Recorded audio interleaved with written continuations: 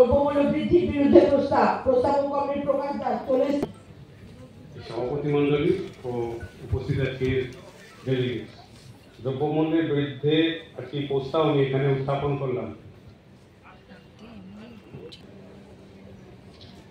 এরপরে বস্তিবাসীদের জীবনের মানোন্নয়নের দাবিতে আন্দোলন গড়ে তুলতে হবে।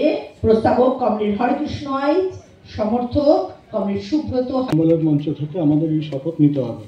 এই প্রস্তাব আমি প্রতিনিধিদের উদ্দেশ্যে উত্থাপন করলাম।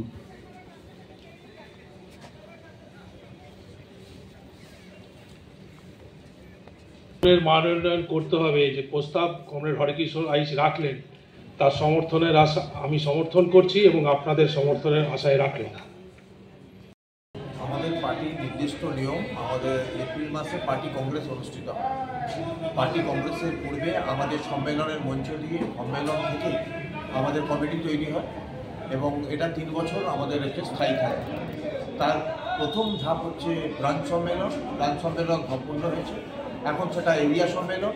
এরিয়া সম্মেলনের পরবর্তীকালে আমাদের 26/7 হচ্ছে আমাদের জেলা সম্মেলন থাকবে। এরপরে আমাদের পরবর্তী রাজ্য এবং পার্টি কংগ্রেস হবে। তারই প্রাক প্রস্তুতি হচ্ছে আর কি।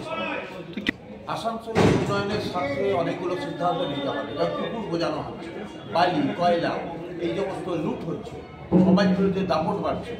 স্কুল মডার্নাইজেশন, সেখানে আমাদের যেগুলো আনস্কিল বা যতটা সম্ভব আমাদের স্থানীয় ভিত্তিক, এই স্থানীয় ভিত্তিকে হচ্ছে যে গুরুত্ব দিতে হবে।